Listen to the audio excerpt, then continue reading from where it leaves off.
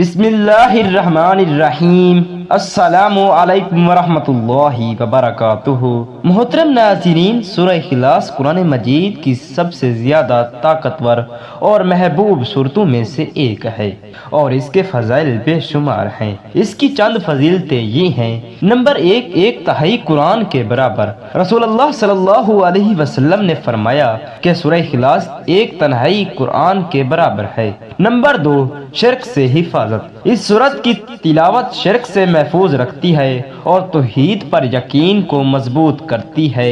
Number تین، گناہوں کی معافی۔ سچے ایمان کے ساتھ سورہ اخلاص کی تلاوت گناہوں کی معافی کا باعث بن سکتی ہے۔ نمبر چار، جنت کا انعام۔ نبی اکرم صلی اللہ علیہ وسلم نے وعدہ کیا تھا کہ جو شخص سورہ اخلاص کی تلاوت کرے گا وہ جنت میں جائے گا۔ نمبر پانچ، آسان تلاوت۔ یہ سورت مختصر اور حفظ کرنے میں آسان ہے، جس کی وجہ سے یہ سب کے لیے قابل رسائی ہے۔ نمبر چھ، برائی کے خلاف طاقتور۔ سورہ اخلاص کو برائی اور شیطان کے وسوسوں کے خلاف ایک مضبوط دفاع کہا جاتا ہے۔ نمبر سات، ہدایت لاتا ہے۔ اس سورت کی تلاوت ان لوگوں کے لیے رہنمائی کر سکتی ہے جو گمشدہ یا غیر یقینی ہیں۔ نمبر آٹھ، ایمان کو مضبوط کرتا ہے۔ سورہ اخلاص اللہ کی وحدانیت اور صفات پر یقین کو تقویت دیتی ہے۔ یاد رکھیں، سورہ اخلاص کی اصل فضیلت ہمیں اللہ سے جوڑنے اور ہمارے ایمان کو مضبوط کرنے کی صلاحیت میں مضمر ہے۔ ہم اسے اخلاص اور عقیدت کے ساتھ پڑھیں۔ یہ 6 مقامات ہیں جہاں سورہ اخلاص پڑھنا مستحب ہے۔ نمبر ایک، سونے سے پہلے۔ سونے سے پہلے سورہ اخلاص کی تلاوت کریں تاکہ برے خوابوں اور برے خوابوں سے سکون اور حفاظت ہو سکے۔ نمبر دو، نماز فجر کی آخری رکعت میں۔ نماز فجر کی آخری رکعت میں سورہ اخلاص کی تلاوت کریں۔ نمبر تین، نماز مغرب کی آخری رکعت میں۔ نماز مغرب کی آخری رکعت میں سورہ اخلاص کی تلاوت کریں۔ نمبر چار، جب بے چینی یا خوف محسوس ہو، سکون اور پریشانی، خوف اور بے یقینی سے بچنے کے لیے سورہ اخلاص کی تلاوت کریں۔ نمبر پانچ، دوران سفر، حفاظت کے لیے سفر پر نکلتے وقت سورہ اخلاص کی تلاوت کریں۔ یہ 6 جگہ ہیں جہاں سورہ اخلاص پڑھنے کی حوصلہ شکنی کی گئی ہے۔ نمبر ایک، غسل خانے یا بیت الخلاء میں، ایسی جگہ جہاں جسم کا فضلہ موجود ہو۔ سورہ اخلاص سمیت قرآن مجید کی تلاوت کرنا بے عزتی سمجھا جاتا ہے۔ نمبر دو، ناپاکی کی حالت میں، جب آپ نجاست کی حالت میں ہوں، جیسے حیض کے دوران یا جماع کے بعد، جب تک آپ وضو نہ کر لیں سورہ اخلاص پڑھتے سے گریز کریں۔ نمبر تین، جنازے کے دوران۔ جنازے کے دوران سورہ اخلاص پڑھنا نامناسب سمجھا جاتا ہے کیونکہ یہ ماتم اور احترام کا وقت ہے۔ نمبر چار، قبرستان میں سورہ اخلاص کی تلاوت سے پرہیز کریں کیونکہ یہ میت کی یاد اور تعظیم کی جگہ ہے۔ نمبر پانچ، تفریح کی جگہ، ایسی جگہ جہاں لوگ تفریح میں مصروف ہوں، جیسے فلم یا پارٹی میں سورہ اخلاص پڑھنے سے گریز کریں۔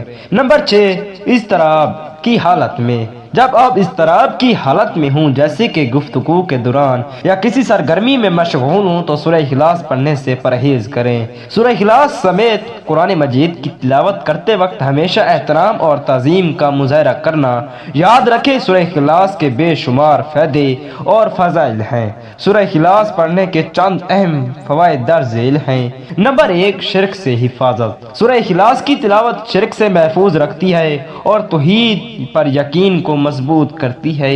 نمبر دو، گناہوں کی بخشش۔ سچے ایمان کے ساتھ سورہ اخلاص کی تلاوت گناہوں کی معافی کا باعث بنتی ہے۔ نمبر تین، جنت کا انعام۔ رسول اللہ صلی اللہ علیہ وسلم نے وعدہ کیا تھا کہ جو شخص سورہ اخلاص کی تلاوت کرے گا وہ جنت میں جائے گا۔ نمبر چار، آسان تلاوت۔ یہ سورت مختصر اور حفظ کرنے میں آسان ہے، جس کی وجہ سے یہ سب کے لیے قابل رسائی ہے۔ نمبر پانچ، برائی کے خلاف طاقتور۔ سورہ اخلاص کو برائی اور شیطان کے وسوسوں کے خلاف ایک مضبوط دفاع کہا جاتا ہے۔ نمبر چھ، ہدایت۔ سورہ اخلاص کی تلاوت اور ان لوگوں کی رہنمائی کر سکتی ہے جو گمشدہ یا غیر یقینی ہیں۔ نمبر 7، ایمان کو مضبوط کرتا ہے۔ سورہ اخلاص اللہ کی وحدانیت اور صفات پر یقین کو تقویت دیتی ہے۔ نمبر 8، سکون لاتا ہے۔ سورہ اخلاص کی تلاوت سے دل و دماغ کو سکون ملتا ہے۔ نمبر 9، خوف اور اضطراب سے تحفظ۔ سورہ اخلاص خوف اور اضطراب اور بے یقینی سے تحفظ فراہم کر سکتی ہے۔